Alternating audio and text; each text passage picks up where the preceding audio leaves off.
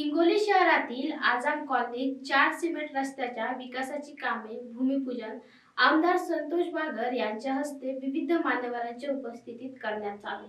हिंगोली शहरातील आझम कॉलनी भागात मागील अनेक वर्षांपासून मोठ्या संख्येने नागरिक येथे वास्तव्यास आहे। गेली कित्येक वर्षांपासून या भागातील रस्त्यांची कामे न झाल्याने येथील रहिवाशांना पावसाळ्यात चिखल तुडवत ये-जा करावी लागत होती।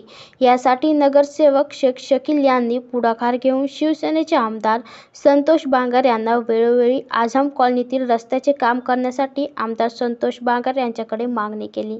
त्यांच्या मागणीला आणि आमदार संतोष बागर यांनी आझम कॉलनीतील 4 सिमेंट रस्त्यांच्या कामासाठी निधी खेचून आणला।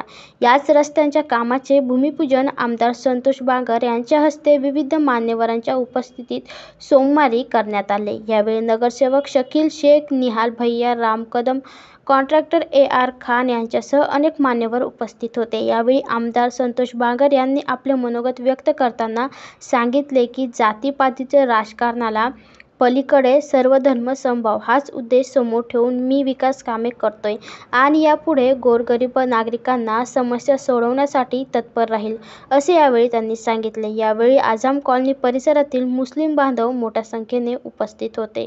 Abdul Jafar, AIN news, Hingoli. आया क्या समझ में? जो तुम्हारे माइती के लिए अंदर से भगवान या अल्लाह को मानता है उसके ही पैसे मस्जिद को लगते हैं, ध्यान में रखो। और वही तरीके से तुम्हारे माइती के लिए वो पैसे मैं तो भी तुम्हारे माइती के लिए मेरा भाग्य समझूंगा, मेरी किस्मत समझूंगा कि मेरे पैसे वहां पे लग रहे, ध्यान में रखो।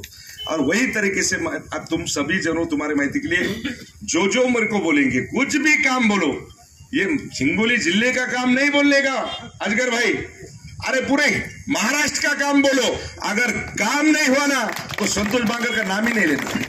काम करते अपन, ध्यान में रखो। सवेरे 7 बजे से तुम्हारे माइती के लिए रात के 1, 12, 2 कब बजते